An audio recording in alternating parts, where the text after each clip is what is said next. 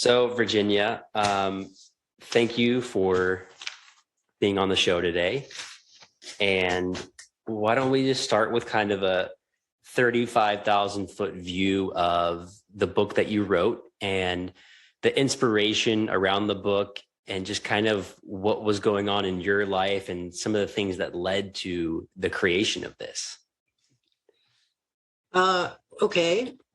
I was a graduate student at George Washington University in the American Studies program, looking for a doctoral dissertation topic.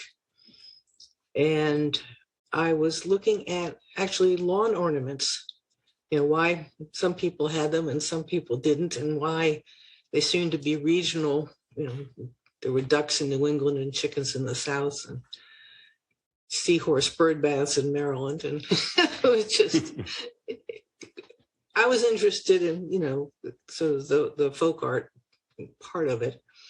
But then I realized doing some research that before the late 19th century, most people didn't have lawns. So right. there was nothing to put a lawn ornament on. And so that became a much more interesting topic. So I changed my dissertation topic to why Americans have front lawns and when did that happen and how did that happen? Wow. Okay. And this is such an interesting topic because it's kind of coming full circle now, where we're now getting to a time where, in places like California and Arizona, there's large debates of whether or not we should have lawns anymore and what places to have them. And as I was doing a little bit of research, you wrote this book quite a bit earlier than anyone else was writing about this, at least in the detail from what I can tell. That I think Michael Pollan's book on lawns is probably 10 or 15 years after yours, because yours was like 1991 and his was probably in the early 2000s, I think. So, very much ahead of your time in that way of kind of seeing that. I don't think there was a lot of other literature that was there at that time, which is just so amazing. And that's why it's really cool to be able to do this conversation now.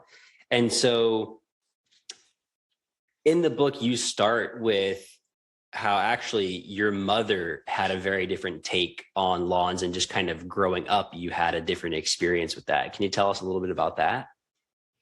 Well, my mother was a widow with 3 small children, and the lawn was, the yard was about the last thing she was worrying about. And so there was grass, but I don't think anybody in our neighborhood was really concerned about growing a green velvety carpet. The kids, we played on, people's yards and ran all over them. But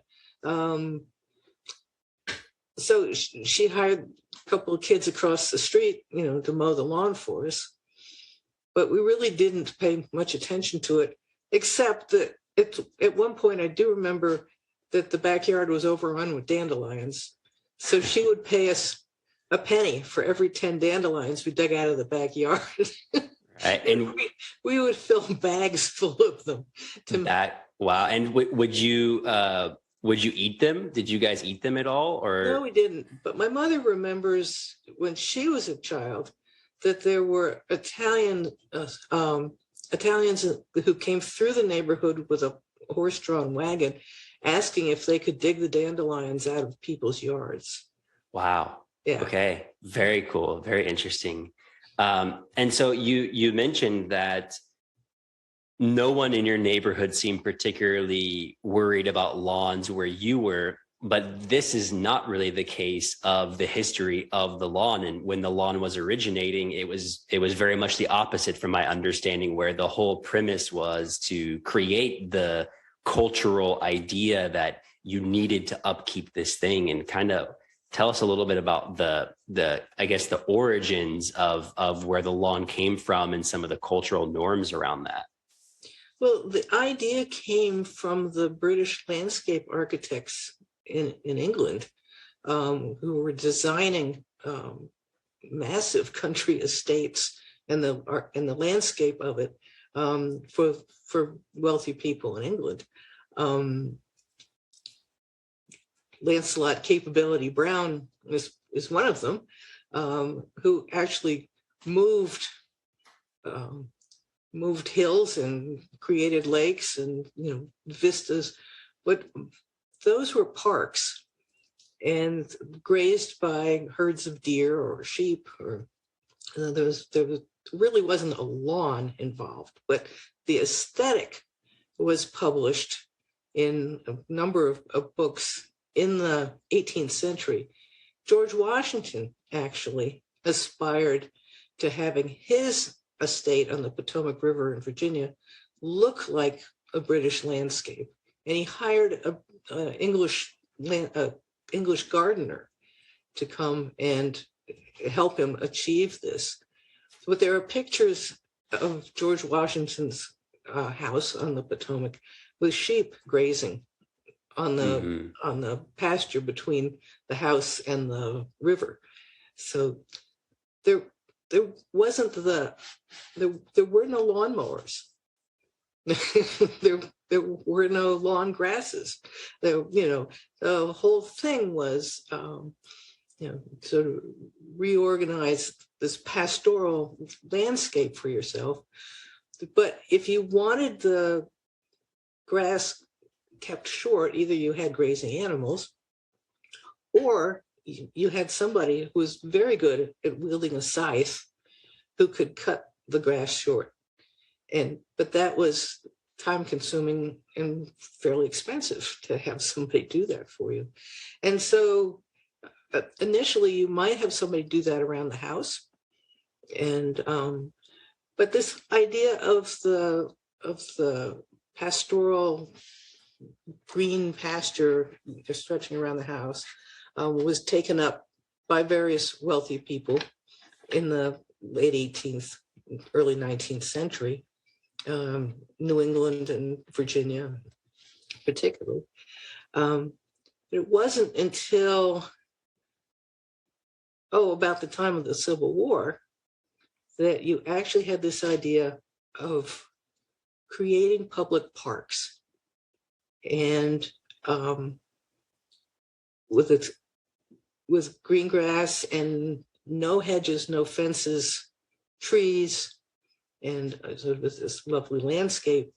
And about that time, there were suburbs that developed around Chicago, Boston, and other cities in New Jersey. And they were called like Hyde Park or what are the other park suburbs? Anyway, Tacoma Park, where I lived in Maryland.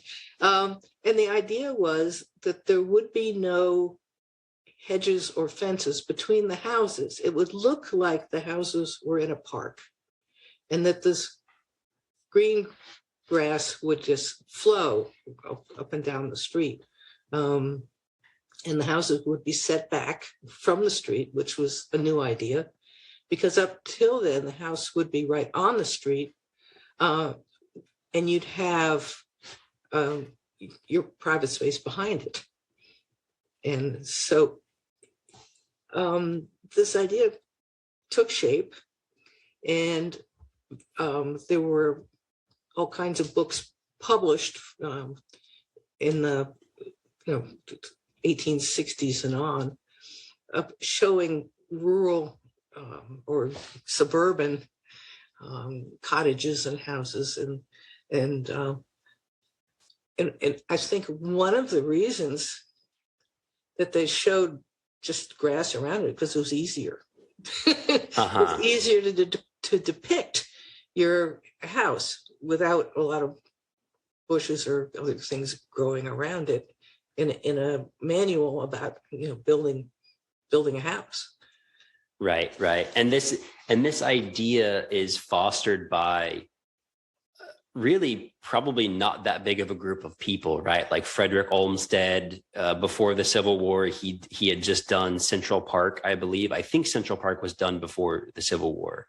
Yes, but not very long before. Not very long before. Yeah. And him with who is the guy? Downing was another big character. Andrew Jackson Downing, right? And all of these characters are very interesting because they're all idealizing the English and the French countryside, and they're avidly traveling to Europe, actually, right? Frederick Olmsted is traveling to Europe. He's taking detailed notes, meeting with the keeper and the landscapers of the parks that are in England and France. And then he comes back and he's trying to now shape the American landscape as he sees it. And they're all kind of writing letters to each other, and they're all talking about what it means to develop this new, quote, civilized society in their kind of vision. And then after the Civil War, I think, is when he started doing the setback off the street. And I think Chicago was one of the first places that he did that in an area there. And you talk about in the book that there was, like, I think 3 components to like the suburban movement that happened. That there was, let me just see, I have it somewhere. But anyhow, so we have this suburban movement happening where people, I guess the feeling of the time is that the cities are starting to feel dirty, right? The city's starting to feel clustered and dirty and unhealthy.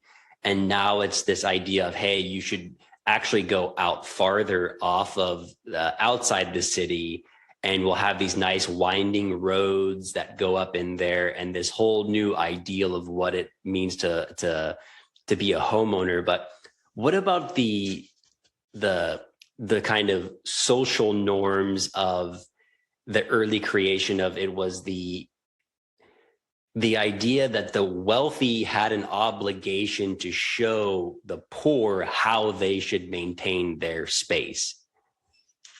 That's right. People were concerned about people, crowding into the cities and the industrialization of America. And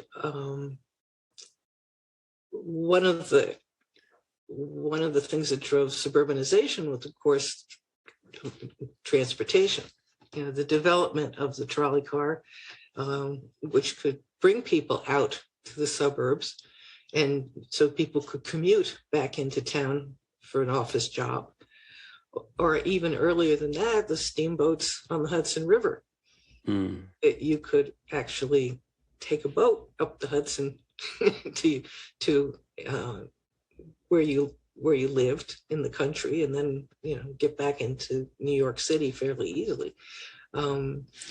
So the development of mass transit was very important, that allowed people to live further away from where they worked. And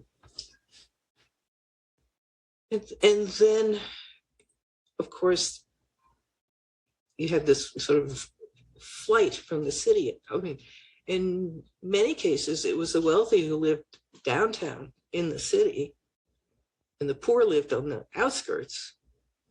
But that flipped. And when the wealthy could move out of the cities, and then the poor moved in. So you have this movement for the park suburbs that are now accessible because of the trolley car, and then later on the automobile, of course. And then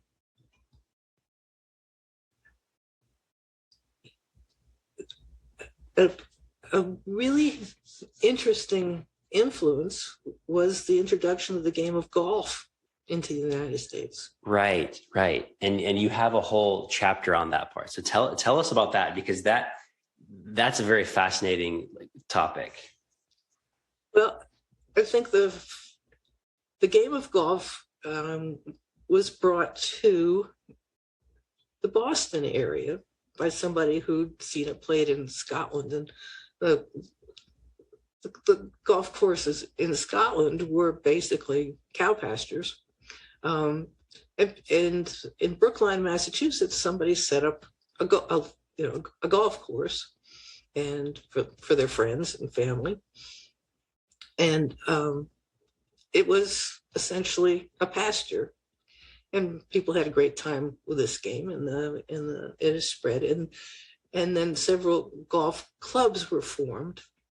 And then there was an impetus to, start to improve the pasture. And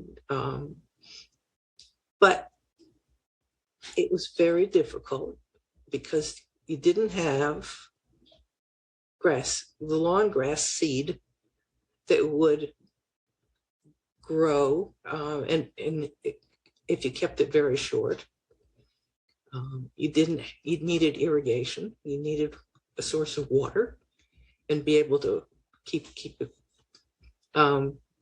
watered in dry weather. You needed some kind of a lawnmower. You needed fertilizer. You needed all kinds of things to keep this aesthetic going. And so golf courses worked with farmers to grow grass seed for them. And not just seed for hay fields. You needed a better kind, a kind of grass for the sports. Also at that time, lawn tennis, badminton. After the Civil War, a number of these. Croquet. Croquet, another one, right? Croquet, I think, was really the big one, especially in the English countryside when they were starting to develop the concept of the lawn. So after the Civil War, you had these middle class, upper class families who were had the leisure and had the space, and people were wanting to get out and play in their yards. These were no longer farmyards. These were suburban houses. And so the lawnmower was invented. The first patent in the United States, I think it was 1868, 69. And it was modeled after a tool that cut the nap of carpet. So a real kind of a mower. And so the first mowers were extremely heavy and difficult to use, and needed a lot of strength, but better than a scythe, because to get a lawn smooth with a scythe is very skilled. Yeah, that seems like that would be quite the even more so skill than even labor, but that would be quite the challenge. Yeah. Going back really quickly though, so the golf courses are starting to come about, and this is also where the initial big push for new types of grasses, and they're importing grasses from Europe into the US. And then they're also now starting to have breeding programs, right? I believe like the USDA is now very involved. And so would you say that in the historical view that before, obviously we know that, colonizers have come over, settlers, colonizers, whatever you want to call them, they've come over, they've been inhabiting this land for some time, and the main things they've been doing is clearing land and building structures for the most part. Now they're actually starting to bring in lots of different vegetation and breed and hybridize this vegetation. Is that correct? And that now the landscape of the nature is really starting to change because the native species are now being removed and putting in these things? That happened actually when the very first European boats arrived in the New World, or right. In this continent. They would have had hay and straw in the hold, you know, Hmm. either, you know, for mattresses or for, you know, some animals they brought with them. And when they cleaned out the boats, the seeds, you know, would spread. And yes, as the Europeans discovered, there were no grazing animals like sheep and cattle in the Americas. Um, until you got to the Great Plains. And of course, they weren't anywhere near the Great Plains. And Hmm. so their animals, when they brought them with them, would eat the annual grasses. The annual grasses wouldn't come back because they hadn't reseeded themselves. And then the animals would die. So one of the big impetuses was to try to keep your animals alive. And so they started importing grass seed almost immediately in the 1600s from Europe, to seed the fields as they cleared them, and so that their animals would have something to eat. Okay. Okay. And then later on, as the lawn is developing, then we get into the like the state schools and the USDA and the Golf Association. They're all kind of working together to create new forms of grass that are, you know, take less water or they last long. I mean, it sounds to me like really the first, I don't know how many years, maybe, you know, you can tell us, but the first so many years is just probably people buying grass that dies within a couple of months or within 6 months. And it's a huge problem, and it's continual for some time. Well, the grass seeds, the seeds from Europe were perennial grasses. And so they could be cut and used for hay, which was the important thing. The grasses that existed here died out. They were destroyed. So the U.S. Department of Agriculture started out trying to find better hay grasses for agriculture, and the challenge was that the grass that would grow in New England was not the grass that would grow in the mid-Atlantic or in the southern part of the country. You needed different types of grasses.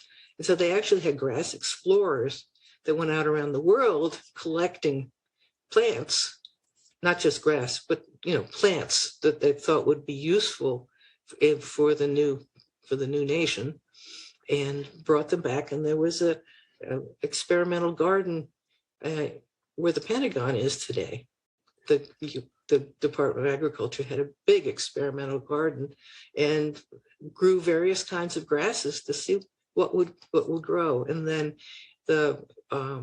in various states, the departments of agriculture also had their own experimental gardens to see what would grow in there. So you had a hot, dry climate or a cold, wet climate, or or whatever, you needed a different kind of grass.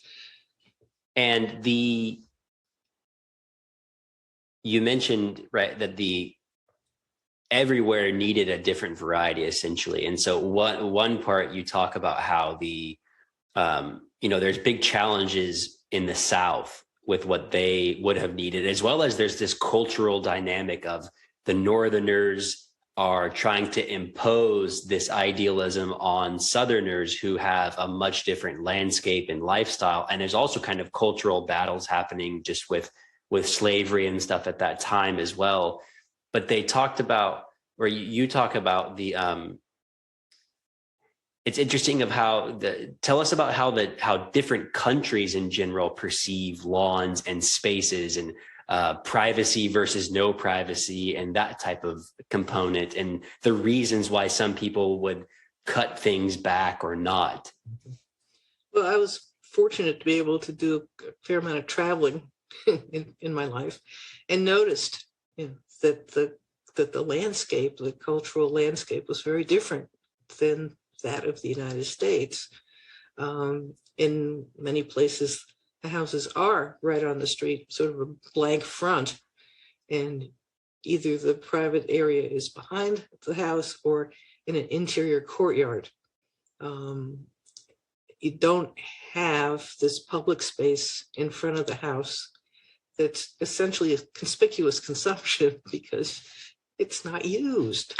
It's for show. And so I then noticed that in various countries that I had visited, that the U.S. Embassy had a lawn, which stuck out in the middle of wherever they were.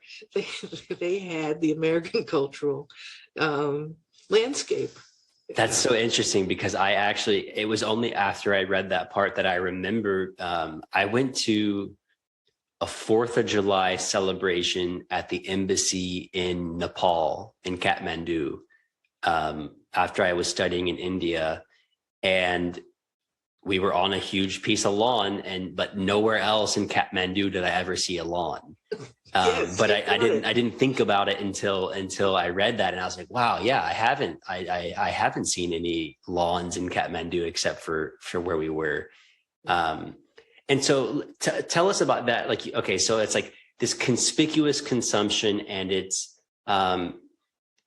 really so much more than just like, oh, it's a green lawn out here. This is really culturally, in the early days of the lawn, this is, and throughout its history, this is an equivalent of saying, here is how I represent myself in this society. Here is how good, our family is. Here's how well kept we are as Americans. And this is how civilized we are as a people. Our lawn looks so good and clean and all these things. Tell us about just some of those phenomena.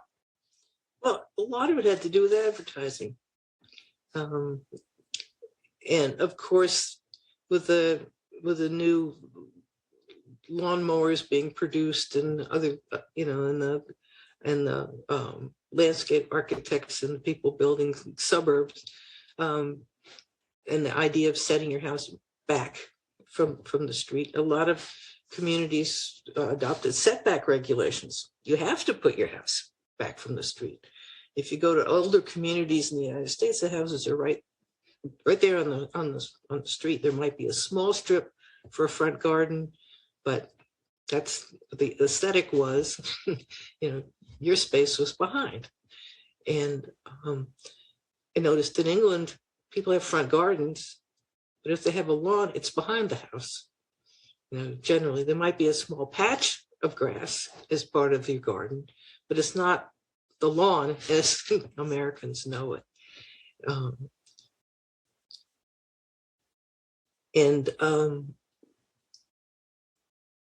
As this aesthetic developed, garden clubs developed, and started to, I think it was about the time of the Columbian Exposition in Chicago, the World's Fair in the 1890s. That was an aesthetic that really impressed Americans. There was a lot of lawn grass and these pavilions of various buildings set in the park-like setting. And people went home and, really liked that aesthetic. And then garden clubs and community organizations started to decide that, they wanted to clean up, fix up the neighborhood and the neighborhoods that they thought were eyesores. And so there was a lot of pressure for, they had good lawn contests and good garden contests. And they even went into the public schools in some places to teach immigrant kids what the proper aesthetic was, so they'd go home and tell their parents and teach these kids, how to grow a lawn or how to grow flowers, not vegetables. You want to grow flowers and flowering plants. But this was completely an aesthetic thing. It wasn't for food. It wasn't productive. It was so it would look better. And then and it would look up to the ideal of the upper class, essentially, right? This was an upper class ideal that they wanted everyone else to fall in line, and all of these different grassroots things like the garden clubs and even the golf association, they were all trying to work into getting people to uphold this ideal in the masses. And so you were getting into the golf part, and I remember something in the book along the lines of more and more as it was developing, they put out this idea that you as a basic homeowner needed to keep up with the extreme aesthetic of the golf course now, that the tight greenness and the shortness and just the way that looked, that was kind of setting the bar for, hey, this is your standard of what you should be achieving as a homeowner. Well, I think golfers liked the aesthetic. They enjoyed the sweeping, greens and all for the golf courses. People, as these golf courses developed in various places and around the country, golfers would build their house next to the golf course. And so the aesthetic became that the golf course kind of continued around your house. There wasn't a big demarcation between where the golf course ended and your own property. And so, and of course, there would be a little pressure because the golf course, the club didn't want a lot of weed seeds blowing into the golf course because it made it harder to maintain. So there was pressure on you to keep your lawn in the same shape as the golf course, and forget the dandelions and other weeds. Right. So now there's this kind of feedback loop developing where it's feeding itself in a way. That's interesting. You mentioned, so when you wrote this book, had you ever, from the advertising component, because the advertising component might be the most fascinating component, in my opinion, coming from a branding and marketing perspective and background for myself. Had you ever done any work like that before, where you were kind of, essentially doing this deep,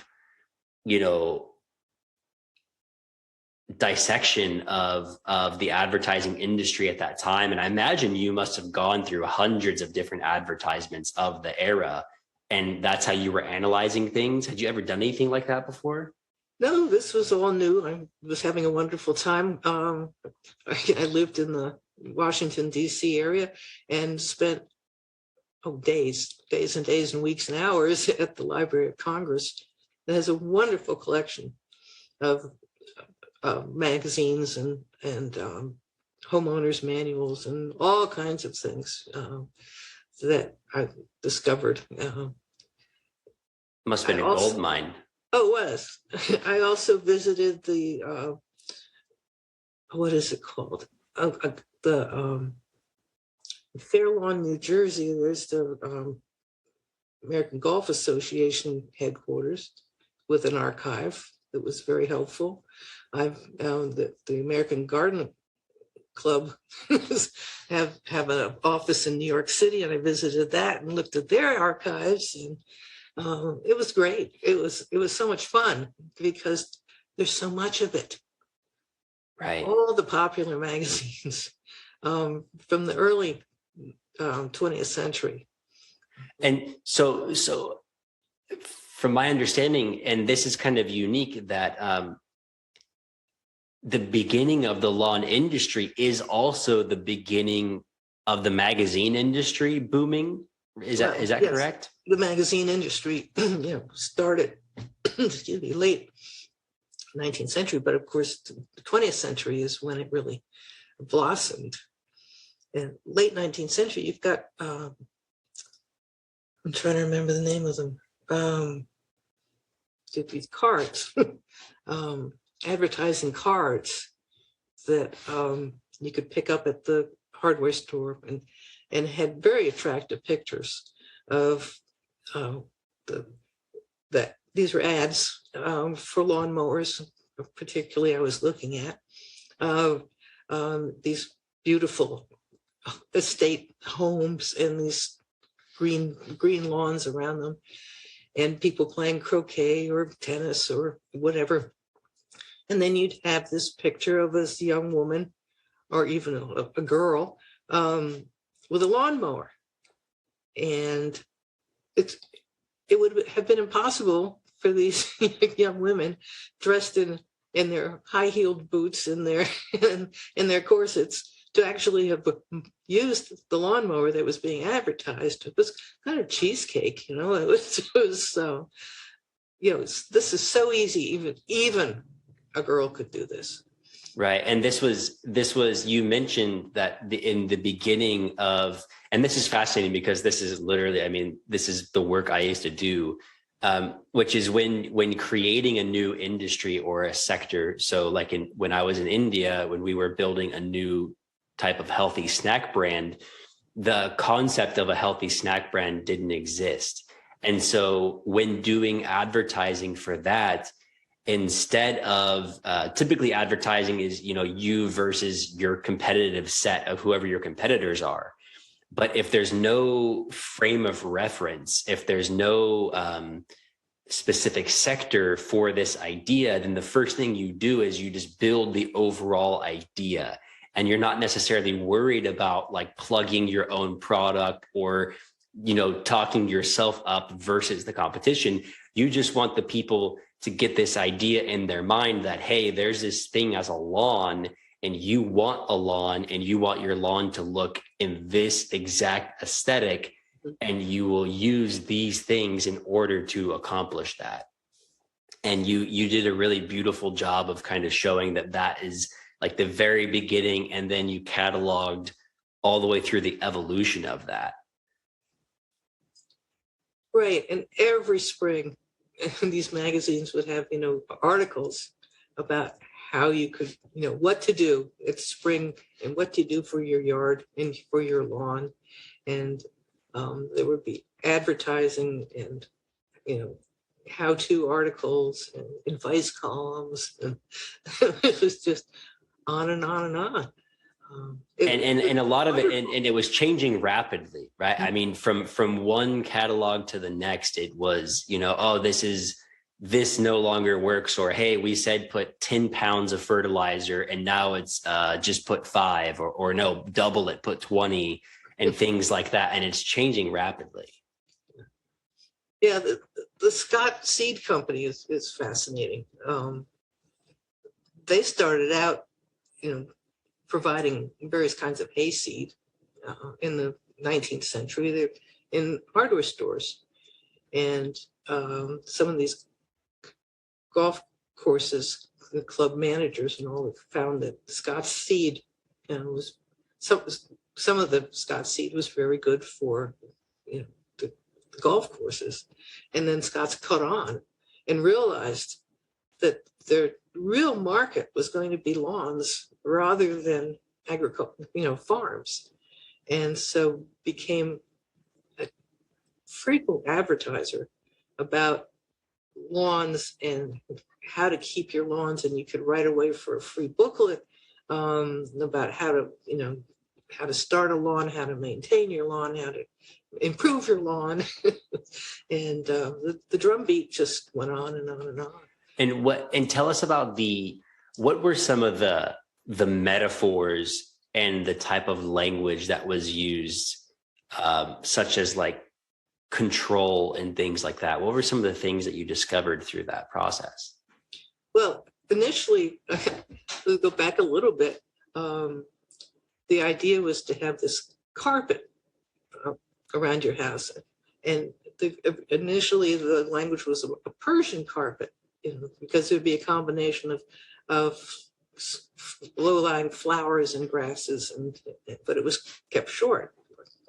And then eventually it became a green velvety carpet, with nothing except lawn grass, early monoculture. The violets and the daffodils, the dandelions and all, were gone.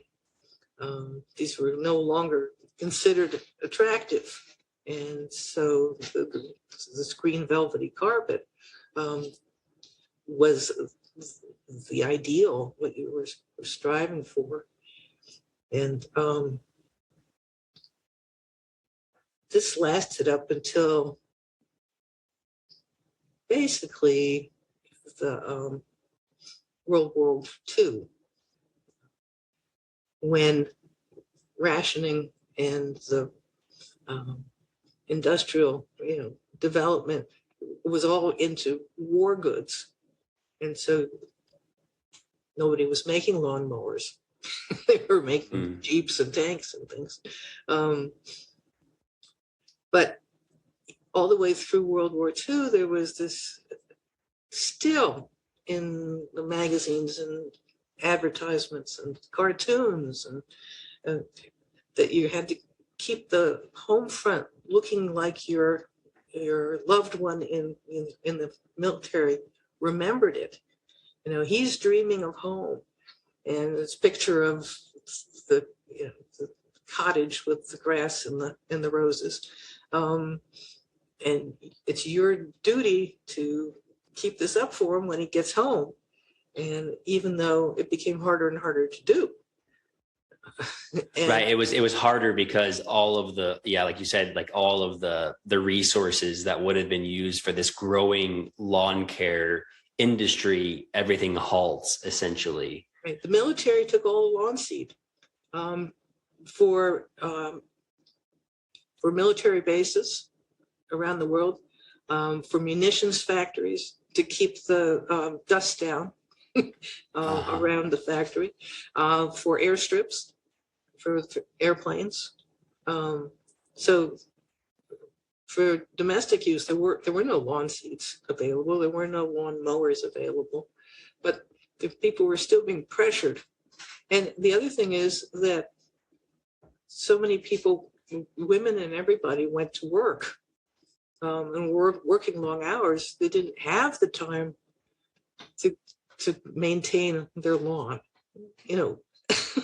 This was a really something crazy, but advertising really pushed the aesthetic to keep it going through the war. And then at the end of the war, lawnmowers are available again. Grass seed is available, and now is the time to get out there and improve. And of course, after the war, there was a tremendous suburban spread.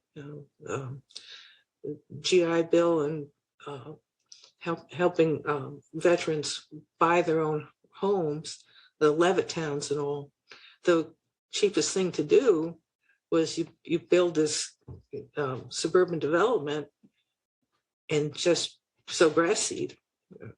So, and then it's up to the homeowner who'd never had to deal with this before because they lived in an apartment in the city. The homeowner had to figure out what to do with this grass or this, plot of land that their house was sitting in. And then there was pressure from the neighbors to keep it up. And so tell us about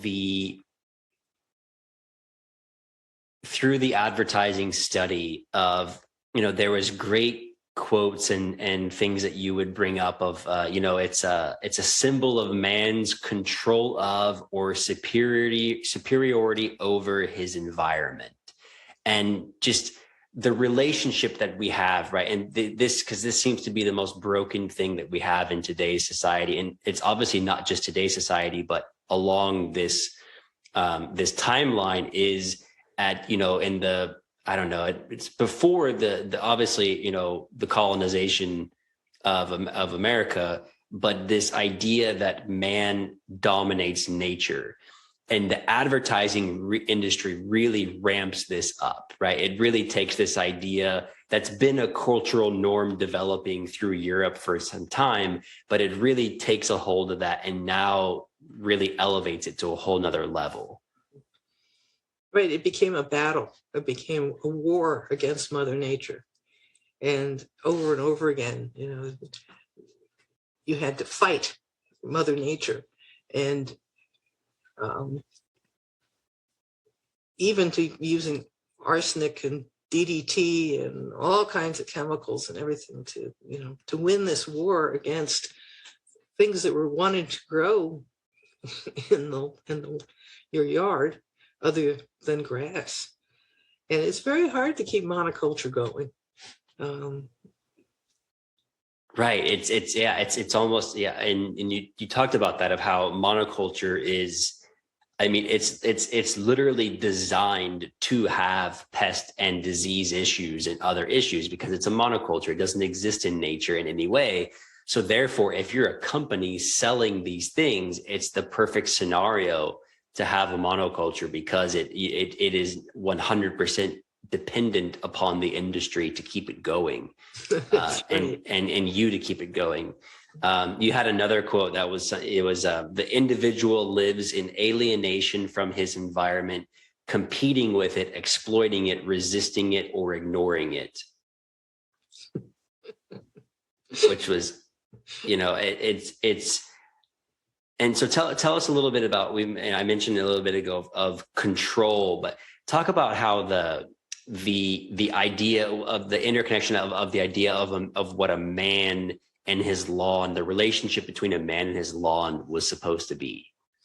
I find it fascinating that the lawn became the man's sphere. The garden was woman's.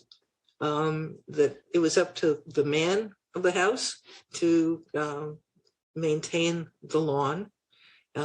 Even though a lot of the advertising showed a woman with a lawnmower, I don't think they really meant it. I think it was just to say, look, this is easy. Even a woman could do it. You can do this.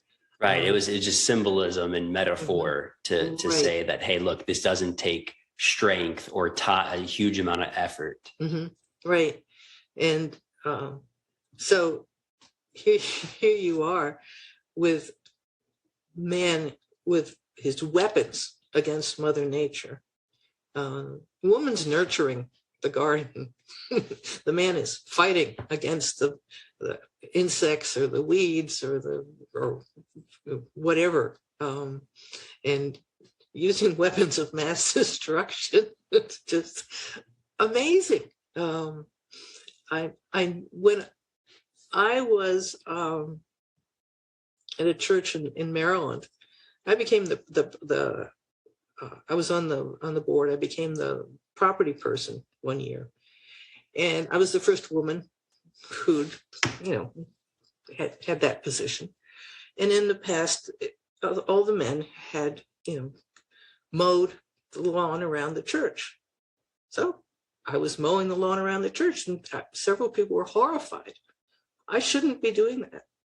I should get the men to do that.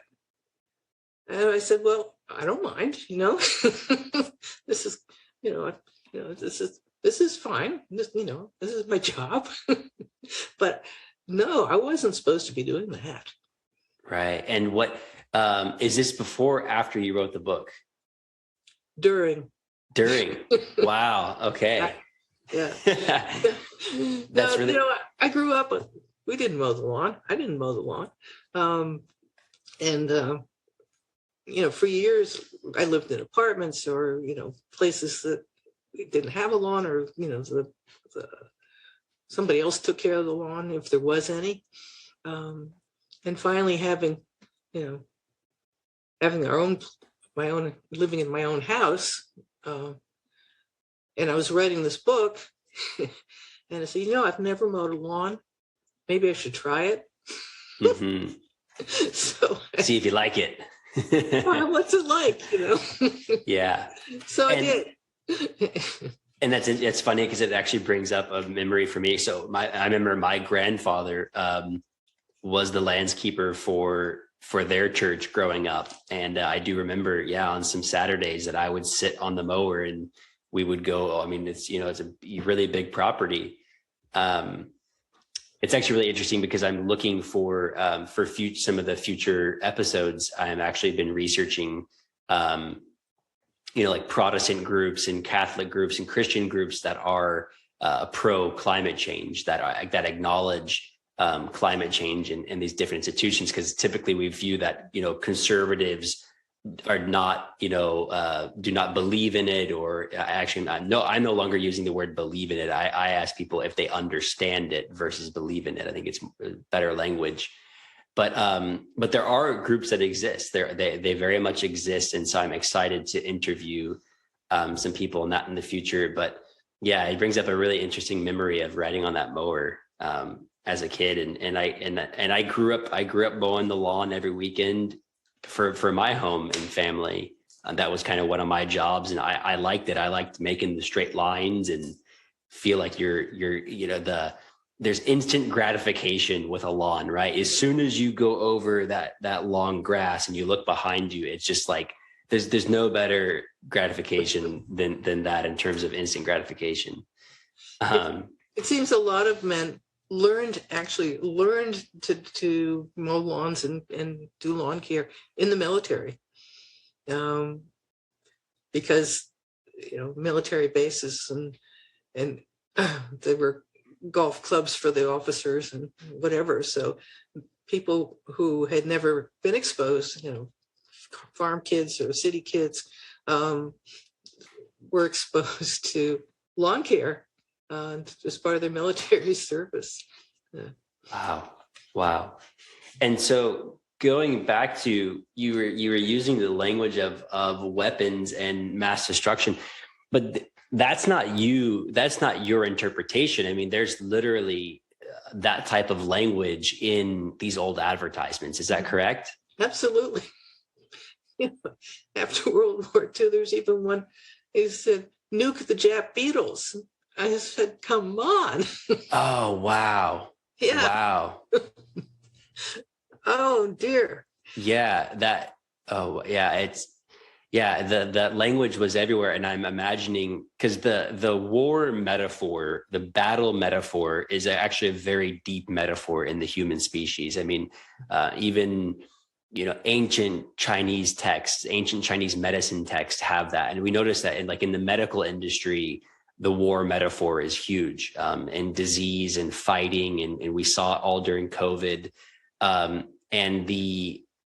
it's a very ancient metaphor, but I can see how it would have ramped up after World War II or during World War II. And I believe that you talk about that a little bit in the book. Yeah. And of course, DDT is a product of World War II. And it was in wide use in the 1950s. And what was DDT and what was it used for? It was a pesticide. And actually, during the war, refugees and people were actually deloused for using DDT. It's a very powerful pesticide, and been shown to cause cancer, and it's been banned in most places. But it was in wide use, and Rachel Carson in the early 60s wrote Silent Spring about how the birds were dying because the eggshells, the eggs that they laid, the shells were too thin to support the hatching of new birds.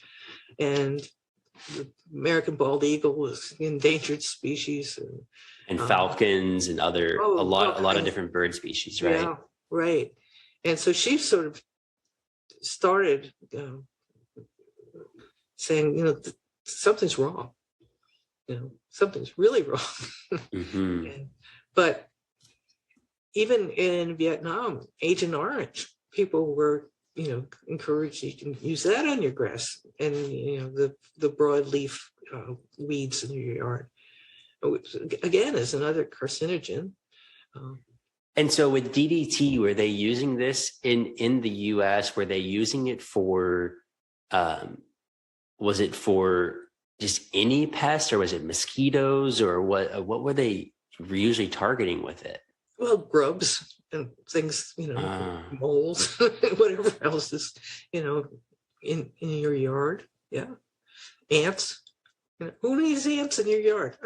Right. And people were applying like massive amounts of this, right? Like it was even where like the average lawn owner would apply like twice as much as a farm was using or something.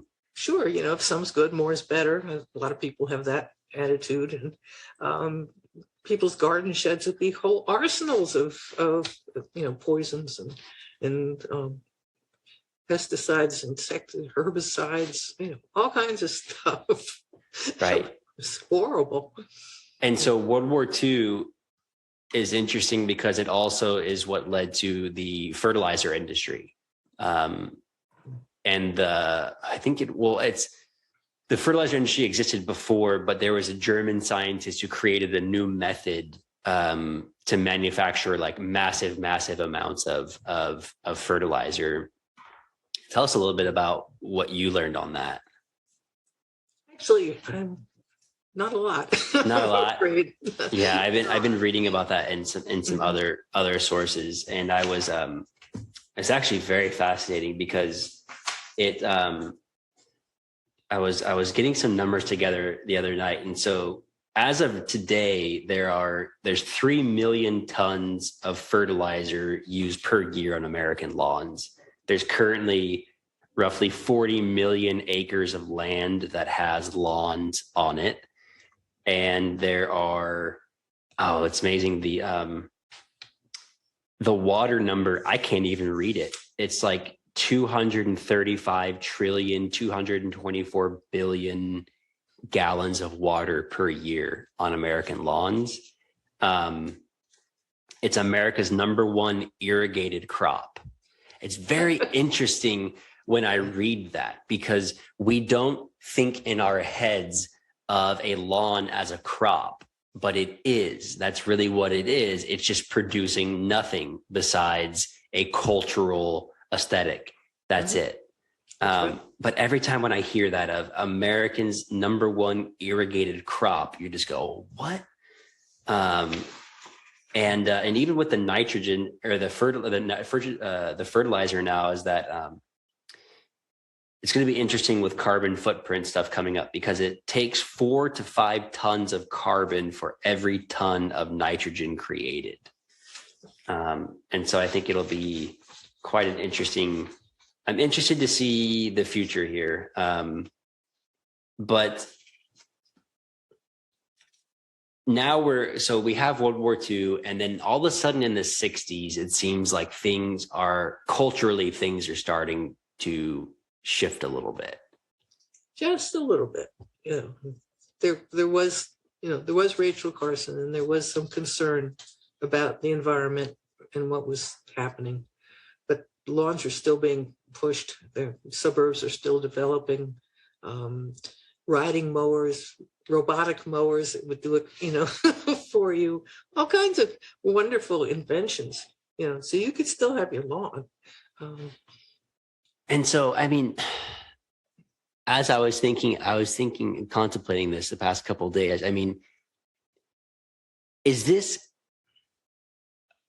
kind of one of the bigger failures of the progressive movements in the US over the past 50, 60 years? I mean, I don't see how it couldn't be, if at that time in the 60s, you have this, you're having the hippie time and all this cultural happenings, but it doesn't seem to like really carry forward, where, still, I mean, my grandparents are hardcore liberals who actually did take out their lawns eventually. But I also grew up where grandma, was having me spray the dandelions with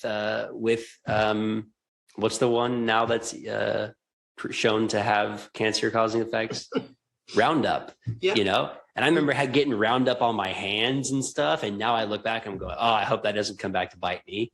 And I'm just like wondering about, but I as I thought about it, I thought, really, as I look through all the different mechanisms of climate destruction and climate change, it really feels like the lawn is the one thing that the average American who has a lawn it's a quick fix for your carbon footprint, your water footprint, your fertilizer footprint, for all these things.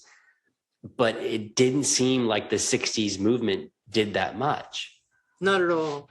When I was doing research for the book, late 80s, people were starting to talk about xeriscaping, using indigenous plants, and instead of imported grass seed,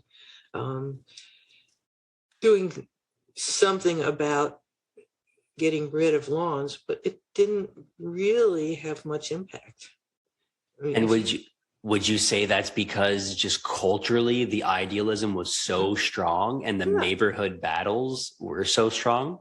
Yeah, there were court cases. People tried to grow a home meadow and they were taken to court, or the town would come and mow it. This was not appropriate. They were said to, harbor mice or rats or snakes, and you don't want that in the neighborhood.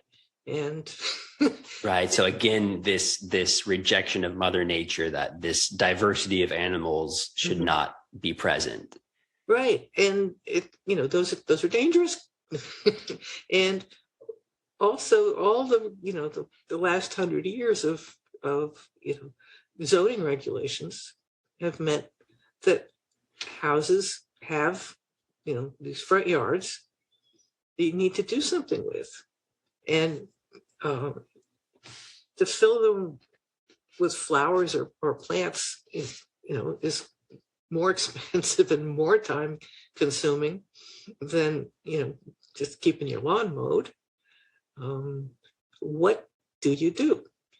And even in the late 80s, the various places were offering to pay people to take their lawns out in the Southwest and in the West, and it didn't seem to have that much impact. I mean, some, and it continues to have some impact. But I think as people moved from the Northeast to retirement in communities in the Southwest, they took their aesthetic with them. They wanted to recreate the lawn and trees and flowers around their house that they had grown up with, that they were used to, that was right, that looked right, instead of cactus and desert plants and stones or whatever. That's just not right, for our aesthetic, even though it's right for the environment. Right. And then,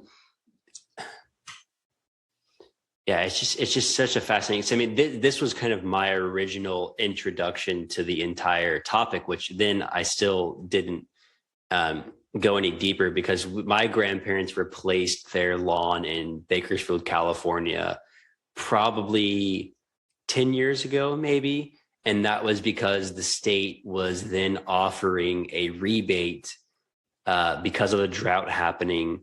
And so there was a rebate program where if you kept all your receipts, if you took photos of the front lawn before and after, and you submitted all these documents to this government website, then you would get, like, I think we got maybe $1,200 or $1,500 back, and it probably cost us a couple thousand, I imagine.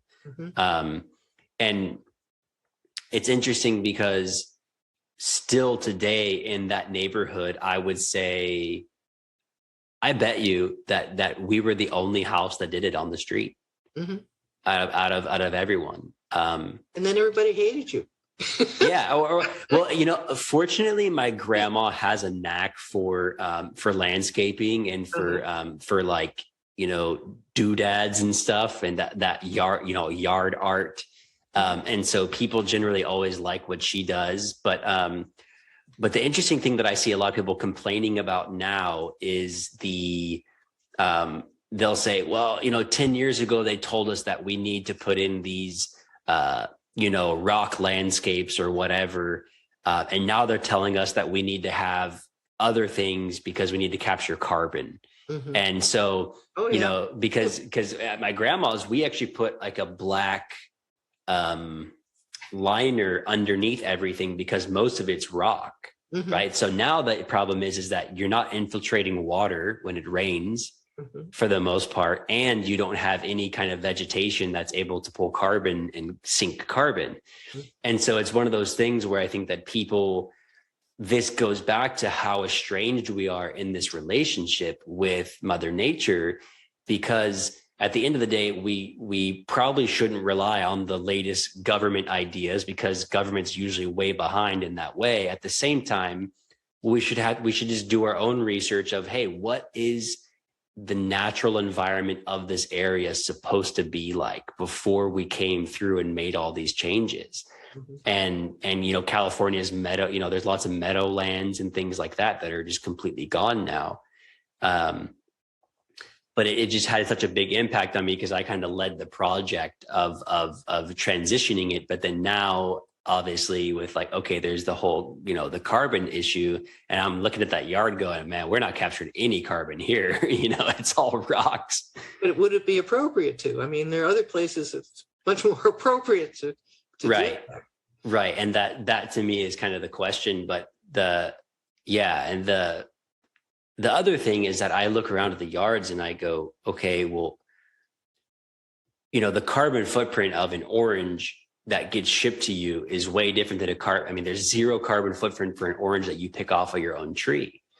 And so, where we're from in Bakersfield, the average home it's a sprawling, city. It's not stacked up high. There's, it's not a lot of apartment complexes. It's all individual homes with yards. And you just look around and you go, wow, if each family had one citrus tree in their yard, this entire neighborhood would never have to go to a store to get anything. If 20 houses had lime trees, 20 houses had lemon trees, 20 houses had orange trees, everyone could go around and pick these things off and never have to go to a store and pay for those things or have the carbon footprint of growing it. Yeah. But would you have to irrigate it? You would have to irrigate it. And that's another major problem is water use. Right. But water used for a food product versus water used for a lawn, much, much better. That's right. Yeah. But so hang on, but this is an interesting part of the conversation, which is the local regulations. And so how is that typically taking place? There's a height requirement on how tall you can let a grass go, and that's how they determine if you will be fined or not. In many communities, yeah. If it got taller than 4 or 5 inches, you could get fined. And if you ignored it, the municipality might even come in and mow it. Or an unruly neighbor who gets pissed off might come and mow your lawn for you without your permission. That has happened. Right. And I think you mentioned that a couple of people were actually able to successfully either sue the city because the city couldn't prove actually going back that it was taller than what they said because they didn't have any record keeping. Mm-hmm. Yeah. Wow. And what it's a real mess. Yeah. And one idea I liked that I want people to know of. So for all those out there thinking about converting your land to something productive, such as a garden or herbs or medicinal herbs or, trees, whatever you can do on your land. There was one woman who her method was to put the ugliest yard art possible in her yard. I think it was like pink flamingos or something that you mentioned, or pink. It was something that was just really wacky. Do you remember that part? Oh, I'm trying to remember that part. It was some form of like just things that she put in the yard and said, look, if you don't let me grow my natural landscape, I'm going to put these horrible looking things, which are within regulation, on my property. I can legally have, 10 pink flamingos standing in my yard as an eyesore to just prove the point, because there's no regulation stopping me from doing that. So either you let me have my landscape, or I'm going to have my pink flamingos to just piss everybody in the neighborhood off, which I thought was brilliant. So for all those out there who may have a neighbor that doesn't want them to have a natural landscape, you can always, I don't even want to say it, but you can wage your form of war against them with pink flamingos or something. So, I mean, do you now, I mean, you live in Vermont, right? That's right. And do you keep any kind of lawn or garden or?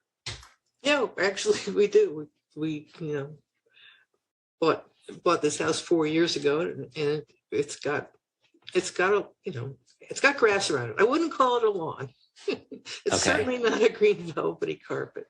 We haven't fed it or watered it, but I do mow.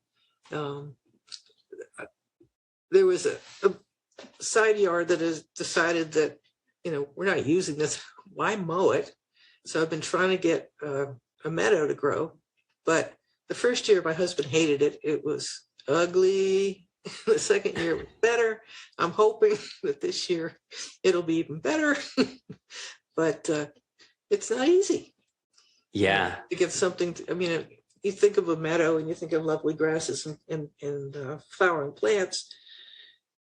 We've got some ugly weeds. Right. And are these indigenous weeds or indigenous plants, or would these be plants that came over from Europe? Probably a mixture. A mixture. Yeah. Right. And then even going back into your story of how a lot of the quote weeds that the war has been waged on, even if they were from Europe that were transplanted here, these are actually very prominent medicinal herbs. I mean, dandelion is a very medicinal plant that's used in Western herbalism a lot. Mm-hmm. And I think you mentioned, like 5 or 6 species. And the interesting part was that all of them are used in Western herbalism. Yeah. But plantains, right? Yeah. Which is interesting because its other name is it's called white man's foot by the indigenous peoples. Indigenous people called it because every place the Europeans went, this plant followed them. Right. But it actually is though too. It is good medicine. It's a very good healing herb. Mm-hmm. Did you? What were some of the? Were you getting your mind blown at points in time during your research? Were there certain things that were just like huge moments for you that you couldn't believe it when you found it? Oh, I think the World War II advertising was one of them. Couldn't believe that people were pushing this aesthetic during the war. Mm-hmm. I found the whole thing fascinating. It was a wonderful project. Right. And what was the reception of it when you kind of released it originally? Well, I got an award for it, which was oh, great. Wow. And what award was that? Let's see. Gosh. It was an American Studies Award, best book of the year. Oh wow! Yeah. And then while you were doing it, you said that that a lot of people were just why is this important, or what is this? My mother said, "But dear, what can I tell my friends?" But I'm, working on why Americans have front lawns. She said, "What?" Right. Right. Even though she wasn't the biggest fan of them. Right. She said, and then my aunt said, "Well, the family is stunned by your choice of topic." Okay. Yeah. But I think that because it's still in print, it's just the most amazing thing to me. That this is my dissertation. It was something I was interested in and followed up on, and turned out to be fascinating and multifaceted, and it's still an issue.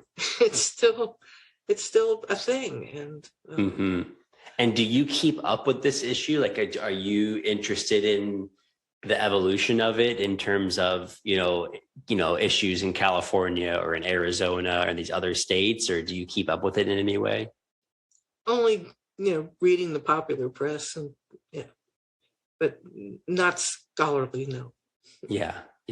It's interesting times, because I think it's just, I saw in the last year where Utah is now wanting their allotment of the Colorado River, which they have not been taking for a long time. And the Colorado River is already at all-time lows from California and Arizona, and I think Nevada drawing from it.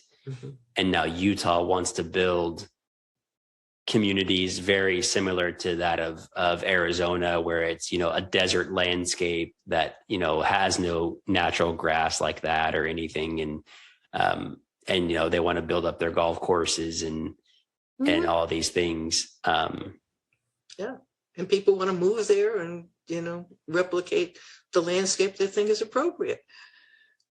Right. Yeah. And how do you think that? I mean, what do we do moving forward? I mean, how do we solve some of this? I taught a class at the Catholic University in Washington.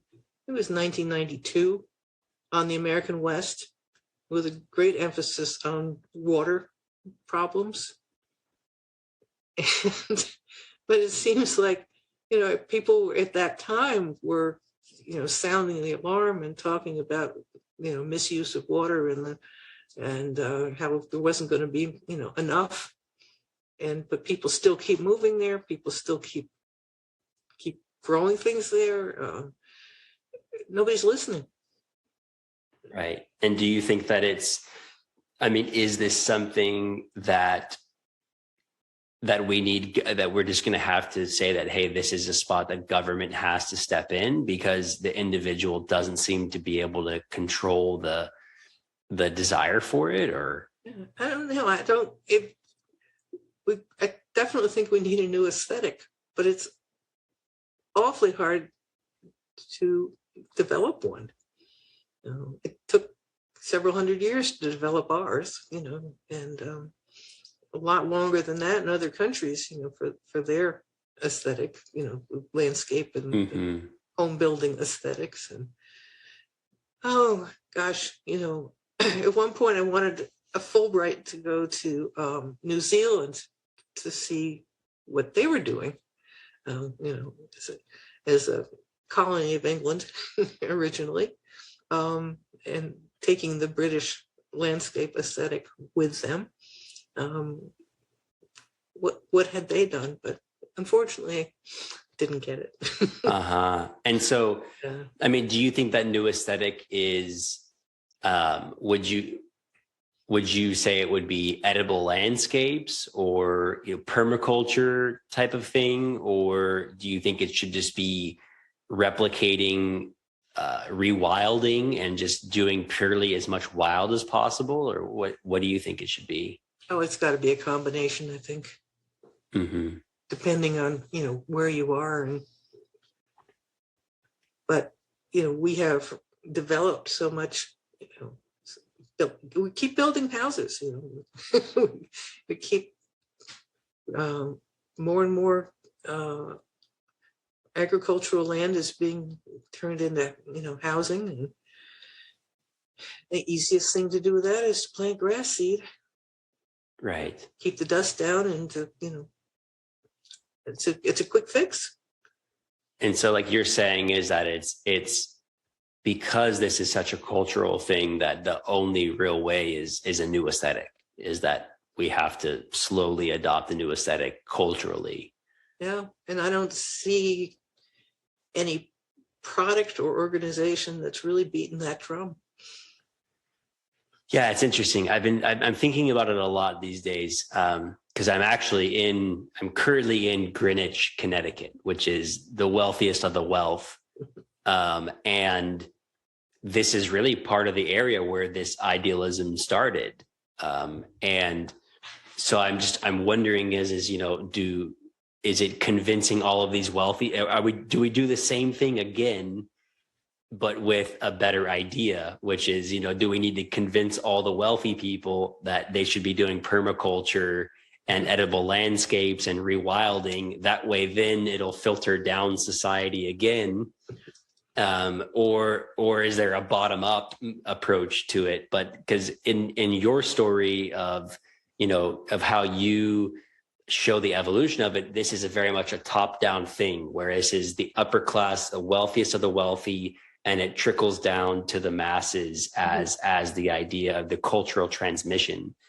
And so I'm curious, because I feel like this time it could go either way, where it's possible that, people feeling the crunch of inflation and higher food prices, that, hey, it could actually be people on the maybe not poorer side, but people who have a little space of lawn where they're able to convert that into some sort of vegetables or something for themselves.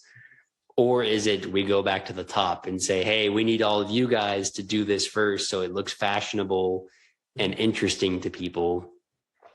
Well, during the pandemic, the last couple of years, a lot of people around here have started vegetable gardens. People who were not growing their own food. So, and interestingly, they use the name Victory Gardens. Mm-hmm. Yeah. And what is that related to? Well, World War II, people actually were encouraged to pull out their lawns by the government and grow their own food because of rationing and needing to send food to the armed forces and to refugees in Europe. So there was a lot of interest in Victory Gardens. But on the other hand, people were saying, well, you don't have to plow out your front yard, do it in the backyard. So I don't know. And then, of course, it's a lot of work. Growing vegetables is not necessarily easy, and you need quite a bit of space to grow enough, other than, pop a cherry tomato in your mouth occasionally.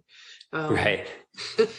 It's a whole different way of thinking about things, of living, of eating, and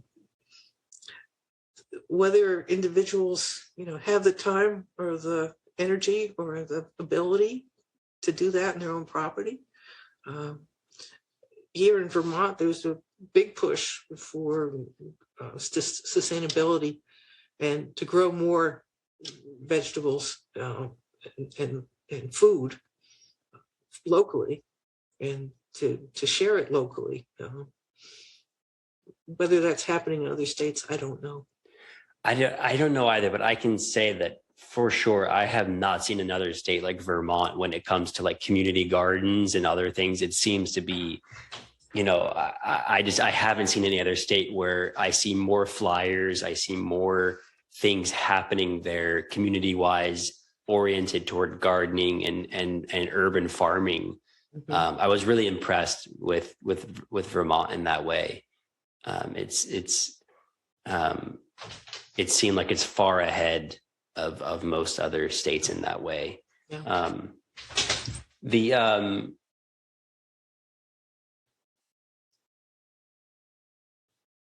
Yeah. This I'm glad we did this. I'm trying to think. I had so many questions, so many ideas on here, but I think we covered quite a bit. I think we have. And I'll be putting a link to your book in the notes of wherever this is posted, so people will be able to find the book and they can go through and see some of the more, the specific,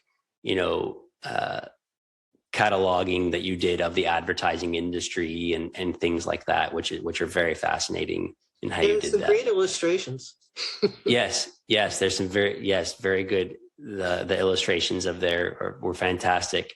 So, I want to thank you, because I think this book is very much of service today culturally, because I think that it can provide people with that initial, impetus to think differently about, okay, wait a second, even if I don't have time to build my own garden, or, we don't need to grow all of our own food. We don't have to do that. But hey, can I produce 10% of our vegetables at home that I know have no pesticides, that I know have no synthetic fertilizers, that I also, am able to, enjoy the process of gardening and the health that comes along with that, or to have the kids in the garden, to re-imbibe the culture in a harmonious relationship with nature.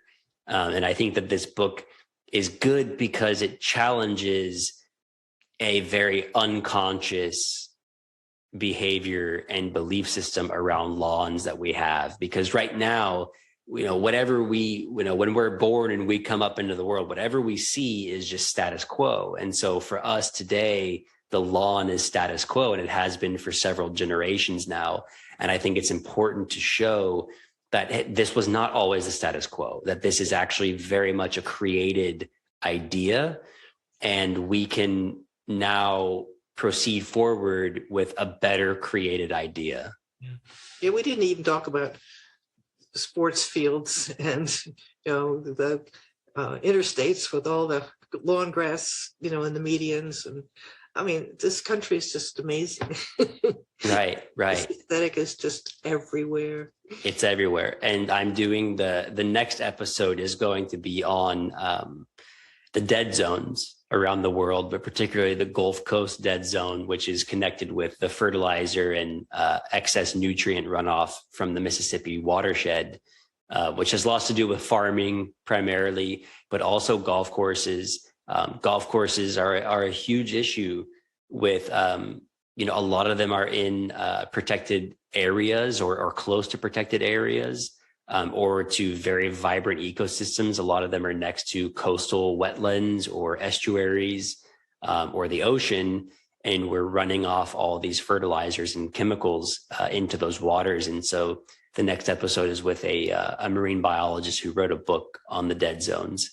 And so I think it's a good segue, I think, from your work of the lawn and the fertilizer and pesticides to now we'll move to the industrial scale as well. Okay. But thank you so much, and I look forward to possibly doing something with the banana book at some point. That would be fun too. Yeah. Yes. Thank you, Justin. So, all right, have a good one. Thank you, Virginia. Bye-bye. Bye-bye.